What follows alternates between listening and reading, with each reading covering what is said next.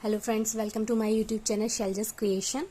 आज मेरा KVS PRT का पेपर था 24 फरवरी 2023 को, तो मैं उसी का एनालिसिस आपको बता रही हूँ। एक्चुअली मैंने भी एनालाइज किया था, यूट्यूब में बहुत से वीडियोस देखे, लेकिन मुझे ऐसा समझ में आया कि बहुत से वीडियो जो बना रहे हैं उसमें उस टाइप के क्वेश्चंस तो कुछ आए ही नहीं थे। तो मैं चाहती हूँ कि आप लोगों को जो रियल जो क्वेश्चन मैंने अटेम्प्ट किए हैं आज, उसके बारे में मैं आपको बताना चाहती हूँ। है तो टोटल 180 क्वेश्चंस, लेकिन पूरे तो मुझे याद नहीं है, लेकिन हाँ कुछ क्वेश्चंस हैं जो मुझे याद है, तो उसी को मैं डिस्कस करूंगी आज आप लोगों के साथ। देखेंगे सबसे पहले यहाँ पर इंग्लिश में मैं आपको बताना चाहती हूँ, क्योंकि फर्स्ट मेरा जो सब्जेक्ट था वो उसमें इंग्लिश ही था। उसमें आपको बता रही हूँ कि वोकेबलरी बेस्ड कुछ क्वेश्चंस आए थे, जिसमें अपोजिट, सिनोनिम्स, एंटीनिम्स इस टाइप से पूछा था, और क्वेश्चन जो वर्ड्स थे वो काफ़ी डिफिकल्ट थे। तो आप वोकेबलरी आपकी ऑब्वियसली जितनी स्ट्रांग होगी तो आप उसे उतने अच्छे से अटेम्प्ट कर सकते हैं। उसके बाद एक्टिव पैसिव वाइज से बहुत से क्वेश्चन आए थे, लगभग 2 से 3 क्वेश्चन आए थे। टेंस भी इजी आया था, परफेक्ट कंटिन्यूअस, फ्यूचर कंटिन्यूअस, इस टाइप के क्वेश्चंस आए थे, वो भी 3 से 4 थे। तो पैसिव, एक्टिव और टेंस काफ़ी क्वेश्चंस बने थे इनसे। पास्ट, परफेक्ट, कंटिन्यूअस, आप अपना टेंस को अच्छे से स्ट्रांग करके रखिए। 1-2 अनसिन पैसेज आए थे, तो अनसिन पैसेज के जो क्वेश्चंस थे वो उतनी आसानी से नहीं मिल रहे थे, बट हाँ ठीक था, कुछ क्वेश्चन मिल भी गए थे। तो 1-2 क्वेश्चंस अनसिन पैसेज से रिलेटेड आए थे। इसके बाद कुछ एक यहाँ पर नाउन, प्रोनाउन और एडजेक्टिव, एडवर्ब से क्वेश्चन आए थे। मतलब पार्ट ऑफ स्पीच से देखा जाए तो इन्हीं सब चीज़ों से आए थे। तो यहाँ पर मुझे सिर्फ एक ही उसका क्वेश्चन याद है, तो मैं आपको बता रही हूँ। यहाँ पर लिखा था कि I guess you are the same person I met in the party yesterday. तो यहाँ पूछा गया था कि पर्सन जो है वो क्या है, इन सब में नाउन है, प्रोनाउन है, एडजेक्टिव है या एडवर्ब है। तो हमें उसमें से बताना था, तो इसका सही आंसर जो है वो है प्रोनाउन। तो इस तरीके से भी आप क्वेश्चंस तैयार कर सकते हैं। इसके बाद हिंदी से देखा जाए तो हिंदी में पर्यायवाची पूछे थे, लेकिन पर्यायवाची इतने इजी पर्यायवाची नहीं थे। जैसे आंख के पर्यायवाची हमें पता है, नयन, चक्षु, हाँ इस टाइप से हमें पता है, लेकिन वहाँ पर कुछ अजीब से मतलब शब्द थे। जैसे एक था उसमें द्रग, हालांकि यही सही है, और भी थे तो मुझे वो ऑप्शन याद नहीं है। तो आप जब पर्यायवाची इनके याद करें तो जो टफ उनके शब्द हों वो आप याद करें, ध्यान रखें उन्हें। मुहावरे 2 से 3 आए थे, वो इजी थे, आराम से बन गए थे। संधि समास से रिलेटेड क्वेश्चन आए थे, तो कौन सी संधि है ये नहीं, एक शब्द आ गया था और फिर संधि आई थी और फिर कुछ शब्द थे, तो उसे बताना था कि ये किस शब्द, कौन सी संधि से मिलता जुलता शब्द है।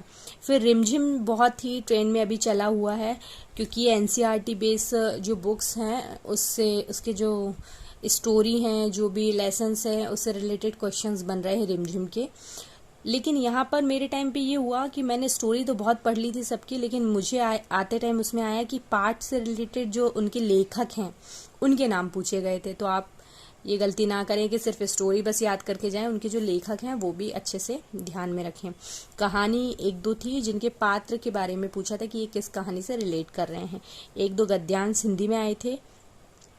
और इसके अलावा हाँ एक चीज़ ये आई थी कि कुछ स्टोरी या कोई कविता, उनके शीर्षक के नाम दिए थे और फिर पूछा था कि ये क्या है, कविता है, पाठ है और या फिर काव्य है, जो भी चीज़ें हैं वो हमें बताना था।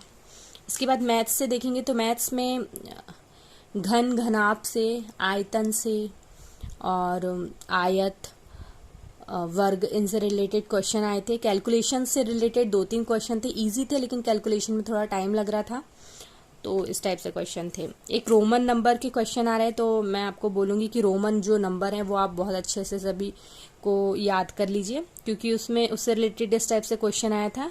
और भी बड़ा क्वेश्चन था, मुझे याद नहीं आ रहा सही से, तो मैंने आपको एक एग्जाम्पल के थ्रू बताया है कि ये इक्वल कैसे बनेगा करके, इस टाइप से क्वेश्चन आया था।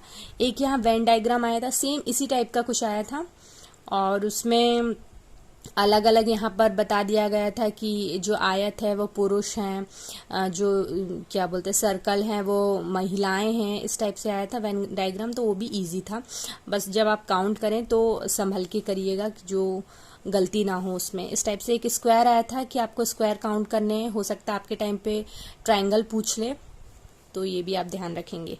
इसके बाद रीजनिंग में सिटिंग अरेंजमेंट आया था, ब्लड रिलेशन आया था, है ना, और भी क्वेश्चंस थे बट मुझे याद नहीं है। और ग्राम, मिलीग्राम, ये सब चेंज करना, मेजरमेंट, ये भी बहुत इम्पोर्टेंट है और इससे भी क्वेश्चंस बन रहे हैं। कंप्यूटर में virus, open operating system, Excel, Word Access, इस सब चीज़ों के बारे में आप पढ़ लीजिए। हाँ, एक क्वेश्चन आया था उसमें कि यूनिट जो है वो सबसे बड़ी मेमोरी की यूनिट कौन सी है, तो वहाँ पर जो ऑप्शन दिए थे उसमें एक्साबाइट सही था, तो वो मैंने लगा के आया है।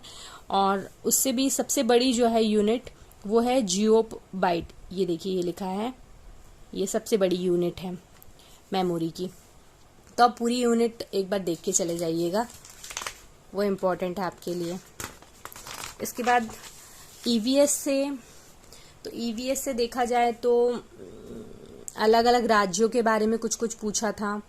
घर किस तरीके से बनाए जाते हैं, वर्षा वाले स्थान क्या होते हैं, ये पेड़ पौधे कहाँ पाए जाते हैं, इस टाइप से कुछ पूछा था। एक क्वेश्चन था कि नमक कैसे बनता है, उसके बनाने की विधि जो थी उसको क्या बोलते हैं, वो पसीने में क्या होता है, जीभ जो है उसमें किस लिए काम आती है, या जीभ में 4 ऑप्शन दिए थे और उससे हमें बताना था कि क्या काम नहीं है जीभ का। ये एनईपी से भी आया था, कोठारी कमेटी से रिलेटेड क्वेश्चन आए थे। शिक्षक के कार्य पूछे थे, और मूर्त अमूर्त, संज्ञानात्मक विकास, वृद्धि, विकास, इन सभी में भी बहुत से क्वेश्चन बने थे। तो ऑल द वेरी बेस्ट आप सभी को। और इसी टाइप के क्वेश्चन आ रहे हैं, तो आप अच्छे से इसकी प्रैक्टिस करते रहिए। Thank you.